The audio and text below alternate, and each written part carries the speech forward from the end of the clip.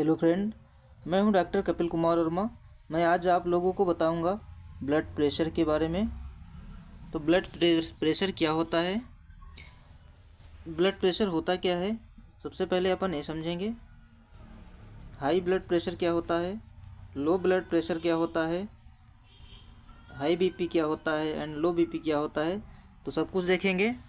And ये क्यों हो जाता है, हाई बीपी क्यों होता है, लो बीपी क्यों होता है, क्या क्या लक्षण होते हैं, क्या क्या सिम्टम्स होते हैं, तो सब कुछ बताऊंगा। तो सबसे पहले अपन देखते हैं ब्लड प्रेशर होता क्या है, जिसे सामान्यतः रक्तदाब बोलते हैं। तो ब्लड प्रेशर नापने के लिए जो मशीन यूज़ की जाती है इसे बीपी मशीन कहते हैं। ये ब्लड प्रेशर मशीन है एंड जिसे स्फिग्मोमैनोमीटर बोलते हैं, इसे स्फिग्मोमैनोमीटर बोलते हैं। ये आर्म से ब्लड प्रेशर लिया जाता है, ये आर्म से अपन ब्लड प्रेशर लेते हैं बीपी कफ के द्वारा। ये ब्लड प्रेशर कफ होता है, ये आर्म होता है। यहाँ पे ब्रेकियल आर्टरी होती है, ब्रेकियल आर्टरी होती है। अपन देखते हैं ब्लड प्रेशर, रक्तदाब जिसे बोलते हैं। तो ब्लड प्रेशर क्या होता है, सबसे पहले अपन डिफिनेशन देखते हैं। ब्लड प्रेशर क्या होता है, blood pressure is a special pressure, एक प्रकार का स्पेशल प्रेशर होता है that apply by blood on the blood vessel. रक्तदाब एक विशिष्ट प्रकार का प्रेशर होता है जो रक्त द्वारा रक्त वाहिकाओं पर डाला जाता है। Blood pressure is a pressure, blood pressure एक प्रकार का दाब होता है जो रक्त द्वारा रक्त वाहिकाओं पर डाले गए दाब को रक्तदाब कहते हैं। ब्लड द्वारा रक्त वाहिकाओं पर डाला गया एक स्पेशल प्रकार का दाब जो होता है उसे ब्लड प्रेशर कहते हैं।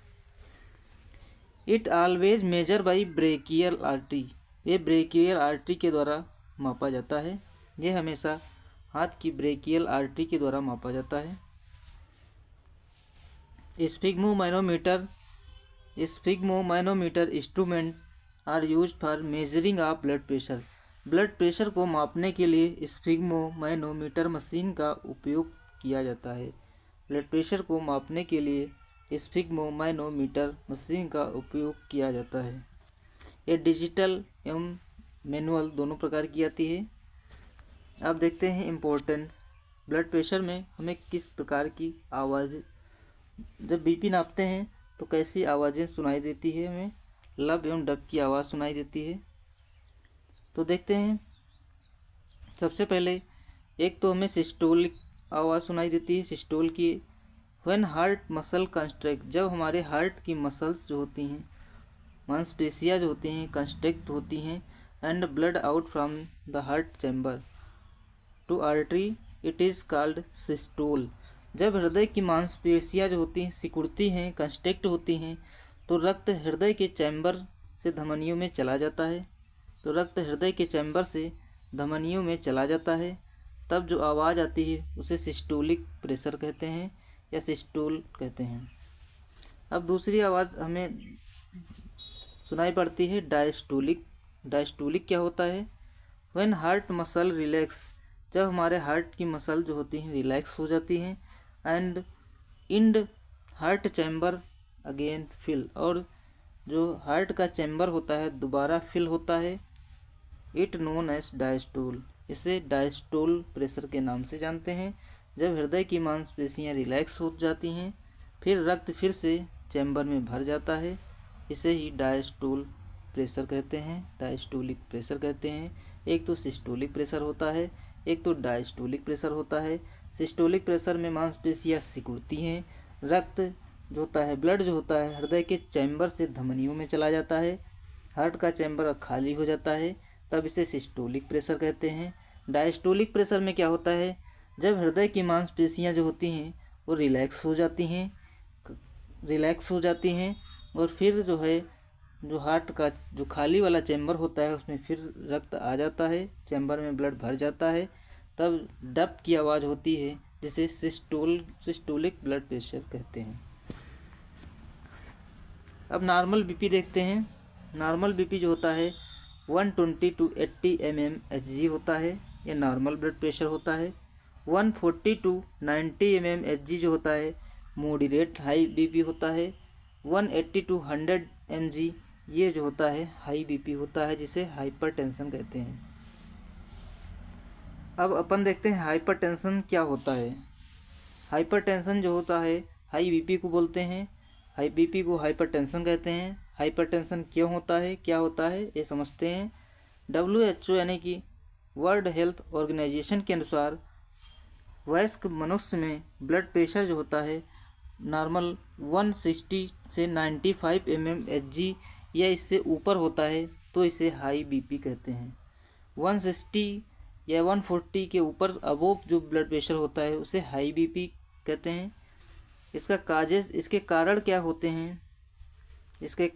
होते हैं, एक तो हुआ diabetes, sugar, excessive salt taking, ज़्यादा से ज़्यादा नमक जो व्यक्ति खाता है उसका बीपी हाई रहेगा।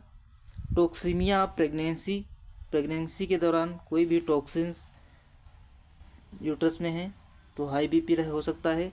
एक तो होता है आनुवंशिक कारण, जन्मजात जिसे बोलते हैं, कोई जो है आनुवंशिक पिता में अगर हाई बीपी है तो संतान में भी कुछ % चांसेस रहते हैं हाई बीपी के।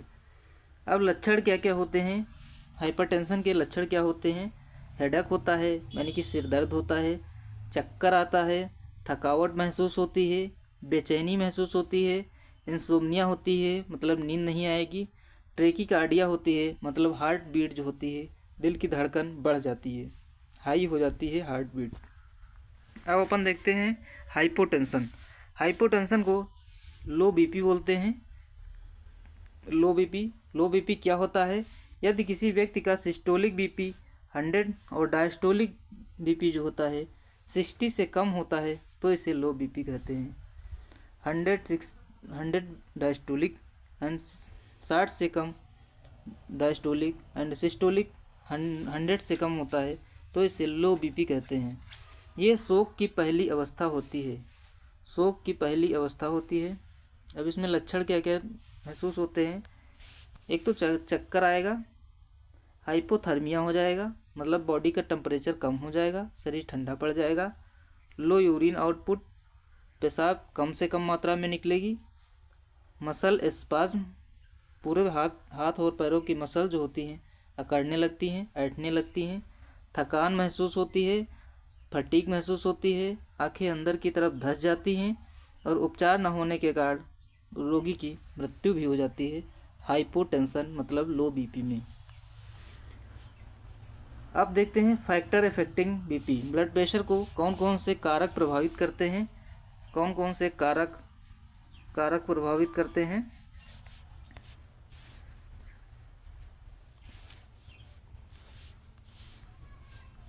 Factor affecting high BP, factor affecting BP, एक तो हाइपरटेंशन अधिक जो हाइपरटेंशन होता है उसमें कौन कौन से कारक प्रभावित करते हैं, एज, उम्र, ओबेसिटी, मेडिसिन, कुछ मेडिसिन खाने से हाइपरटेंशन रह सकता है, जैसे कार्टिकोस्टेरॉइड में प्रेडनिसोलोन आती है, प्रेडनिसोलोन ओमना का वैसलोन नाम से आती है, डेक्सामेथासोन, ये कार्टिकोस्टेरॉइड दवाएं हैं, इसको खाने से बीपी हाई रहने के चांसेस रहते हैं। अब देखते हैं हाइपोटेंशन मतलब लो बीपी में कौन कौन से रिस्क फैक्टर होते हैं। ब्लीडिंग, बहुत से ज़्यादा ब्लीडिंग हुई तो लो बीपी हो जाता है। बर्न, कोई भी बॉडी का पार्ट जल गया है आग से या इलेक्ट्रिसिटी से तो लो बीपी के चांसेस रहते हैं। वोमिटिंग, बहुत ज़्यादा से ज़्यादा वोमिटिंग हो गई, लो बीपी के चांसेस। एंड डायरिया अगर काफ़ी ज़्यादा हो गया, मोशंस बार बार हो रहे हैं तो शरीर में जो होती है डिहाइड्रेशन हो जाता है। डिहाइड्रेशन होने के कारण सोडियम एवं पोटेशियम का इम्बैलेंस हो जाता है तो लो बीपी हो जाता है।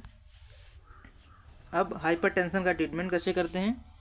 हाइपरटेंशन का ट्रीटमेंट जब हाई बीपी होता है तो अपन करते हैं हाइपरटेंशन में टेबलेट देते हैं एम्लोकाइन 80। This medicine bind and calcium channel of blood vessels and stop the entry of calcium in the ऑर्टी।